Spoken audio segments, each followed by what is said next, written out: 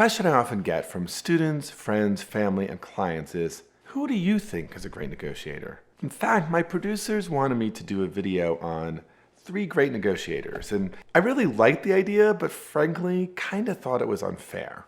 I mean, I know way more than 3 negotiators, and so having to choose 3 felt a little bit, I don't know, not right to me. And plus, I wanted to do justice to so many amazing negotiators that I've met over the years. But I'm actually super grateful for their idea because it's allowing me to begin a new occasional series that we're calling Bob's Great Negotiators. So what that means is every so often, I'm going to choose someone, maybe alive, maybe deceased, maybe famous, maybe not so famous, but I'm going to tell you why I think they're a great negotiator.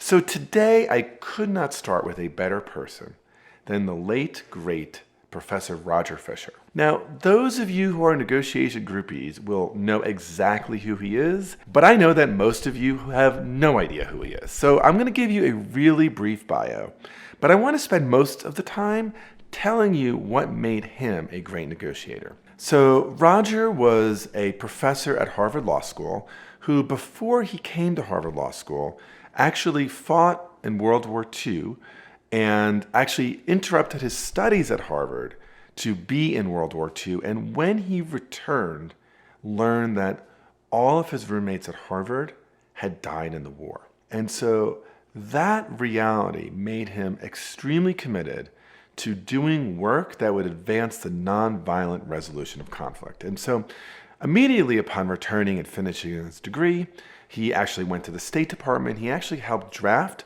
part of the Marshall Plan for Europe after World War II, ultimately coming back to Harvard Law School, becoming an international law professor, and ultimately he founded the famous Harvard Negotiation Project and the program on negotiation at Harvard Law School.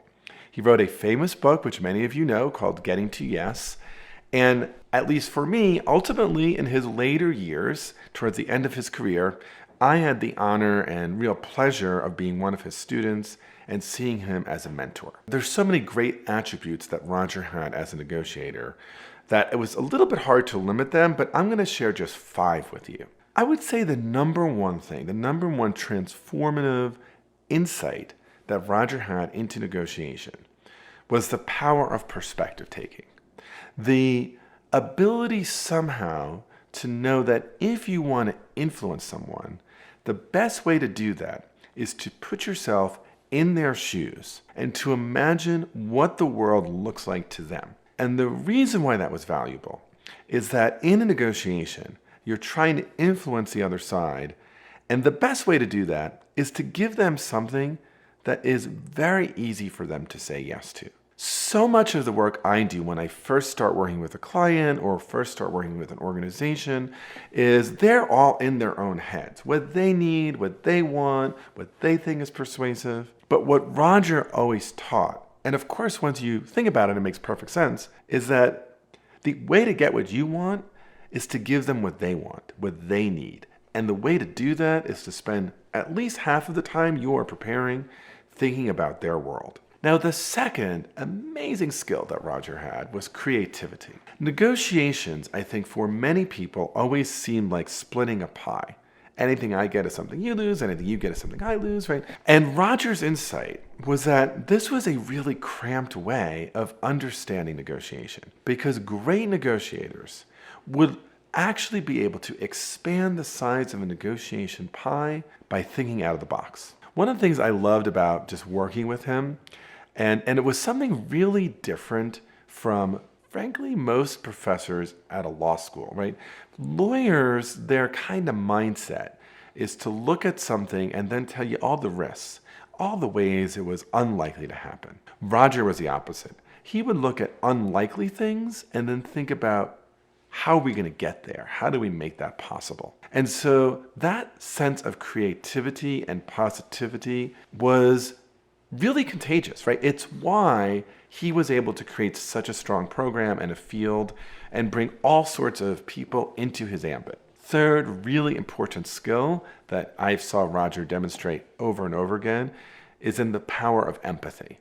So I want to really distinguish here empathy from sympathy. Sympathy was feeling sorry for somebody, and that's not what he meant. Also, I want to distinguish empathy from agreeing with somebody. Roger didn't think you should agree with someone's position, but he did think a really important skill was being able to express a sense of appreciation and understanding for the set of emotions and complications that they might be experiencing. And because he understood that across cultures, across regions, across socioeconomic differences, across racial differences, across gender differences, that all people at some level just want to feel seen and heard, that if you could meet that fundamental interest in others, it was like half the battle. That's part of what made him so effective in many, many contexts, right? Because he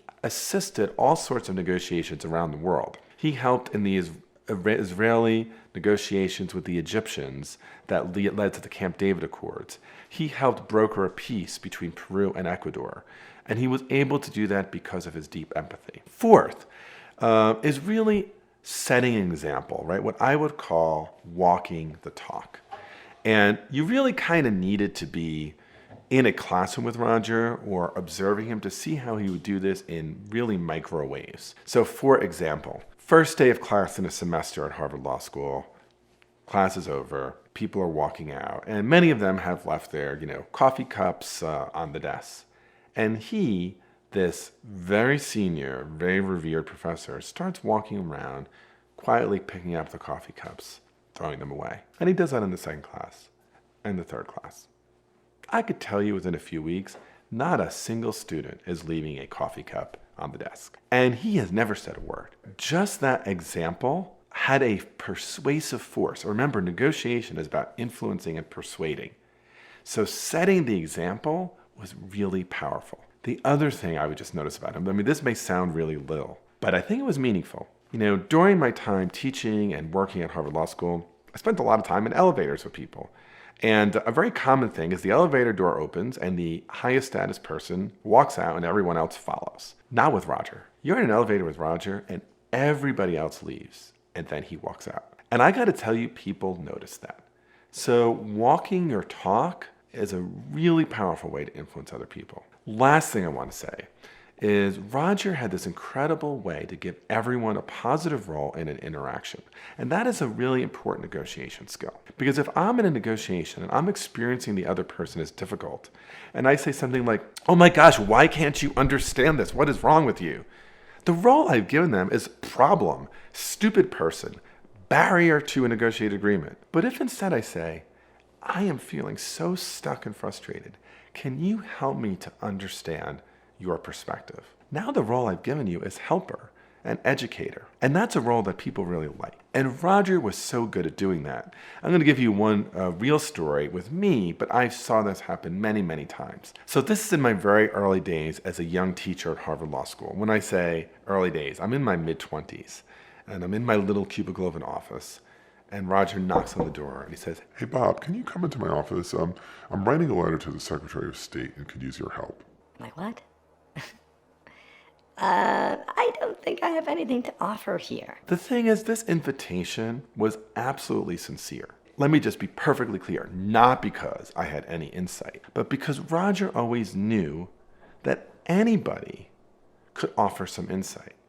And framing it as help and then being sincere, giving that person, in this case me, a good role would only make me feel good, could only engage me more. So whenever I am feeling bleak about the world and other people and the future of our country or the future of the planet or the future of war and peace, right, I think of Roger. I remember his smile, I remember his charism, I remember his storytelling, his perspective, and his optimism. So the 5 points that I want to share with you once again are: believe in the power of perspective taking, focus on creativity, develop your own skills of empathy, walk the talk, and always give your negotiation counterpart a positive role. So if you want to keep on learning and expanding your own knowledge and skills in negotiation, which I know you do, watch this next video, which is when should you not negotiate at all. Also, I would be incredibly grateful if you would subscribe to my channel, like this video, and ring the bell. I'm Bob Bordone, and thanks for watching. Okay, you want to know when not to negotiate. Keep watching.